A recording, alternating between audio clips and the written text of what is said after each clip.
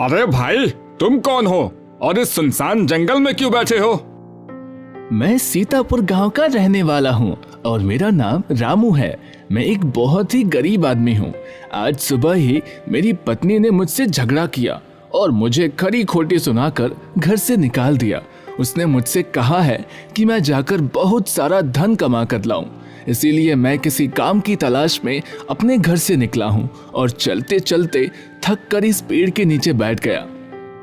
रामू, मैं देवपुर का प्रसिद्ध ज्योतिषी हूँ, चंद्र नारायण। अगर तुम चाहो तो मैं तुम्हारी गरीबी को दूर करके तुम्हें राजा बना सकता हूँ। क्या सचमुच ऐसा हो सकता है? हाँ रामू, ऐसा हो सकता है, लेकिन राजा बनने के लिए तुम्हें थोड़ा कष्ट सहना पड़ेगा। कष्ट? कैसा कष्ट? रामू, मुझे तुम्हारे हाथों में राजयोग की रेखा बनानी पड़ेगी। लेकिन हाथ में ऐसी रेखा किस प्रकार बनाई जा सकती है? मुझे कटार से तुम्हारी हथेली पर एक रेखा खींचनी होगी। ऐसा करने से तुम्हें थोड़ा दर्द तो महसूस होगा, लेकिन उसके बाद तुम्हारी किस्मत बदल जाएगी और तुम्हारी किस्मत के बंद दरवाजे हमेशा के लिए खुल जाएंगे। ज्योतिषी की बात सुनकर रामू सोच में पड़ गया और फिर कुछ देर तक सोचने के बाद वह कहने लगा, मुझे आपकी बात मंजूर है ज्योतिषी जी।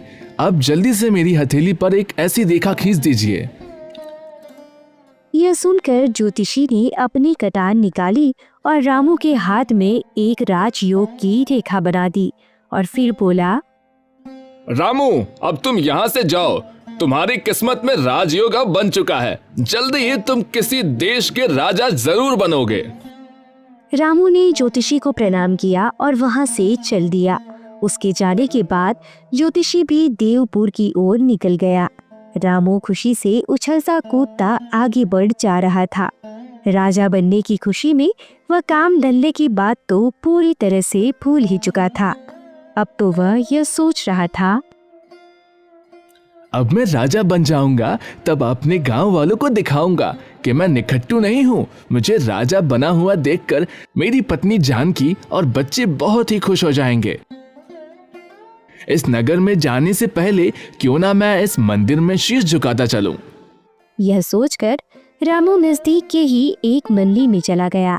मंदिर में जाकर उसने भगवान की मूर्ति को प्रणाम किया और कहने लगा, हे प्रभु, मुझ दुखियारी की पुकार सुन लो और मुझे गरीब से राजा बना दो।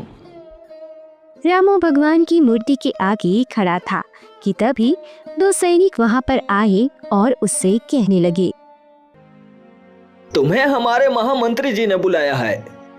लेकिन क्यों? इस प्रश्न का उत्तर तो महामंत्री जी ही देंगे। वे तुम्हारी प्रतीक्षा कर रहे हैं। अच्छा, तो फिर चलो। रामू उन सैनिकों के साथ चल पड़ा।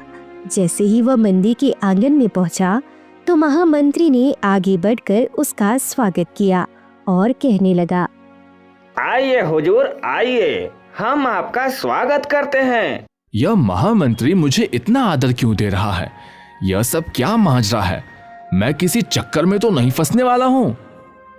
रामू को सोच में पड़े हुए देखकर महामंत्री कहने लगा, हुजूर, आप अपने मन में किसी भी तरह की कोई शंका ना रखें। हम तो आपको एक बहुत ही ऊंचे ओहदे पर बैठाने वाले हैं। ऊंचा ओहदा? वह कौन सा? हाँ हुजूर, आज से आप दौलतपुर राज्य के नए राजा होंगे। यह सुनकर रामू हैरान रह गया और बोला, राजा और मैं? यह मैं क्या सुन रहा हूँ? कहीं मैं खुली आंखों से कोई सपना तो नहीं देख रहा? नहीं हुजूर, यह सपना नहीं बल्कि बिल्कुल सच है। आज सुबह की ही बात है। दौलतपुर राज्य में हमारे महाराज दौलत सिंह की मृत्यु हो चुकी है। उनकी कोई औलाद नहीं थी, इसीलिए इस राज्य के रिवाज के अनुसार राजा की मृत्यु के 2 दिन जो भी परदेसी सबसे पहले इस मंदिर में शीश झुकाता है वही राजा बनता है। और आप पहले परदेसी हैं जिसने हमारी इस प्रथा को पूरा किया है, इसलिए आज से आप हमारे राजा हैं। रामू मन ही मन में सोचने लगा, ज्योतिषी ने मेरे हाथ में जो रेखा बनाई थी उसने इतनी जल्दी अपना कमाल दिखा दिया। मैं तो सचमुच राजा बन गया। हुजूर, आप किस सोच में डूब गए? सोच विचार छोड़िए और हमारे साथ महल में चलिए। वहाँ पर आपका आज ही राज तिलक किया जाएगा। पार्ट 2 को देखने के लिए चैनल को सब्सक्राइब करके बेल आइकन को ऑल पर प्रेस कर दो।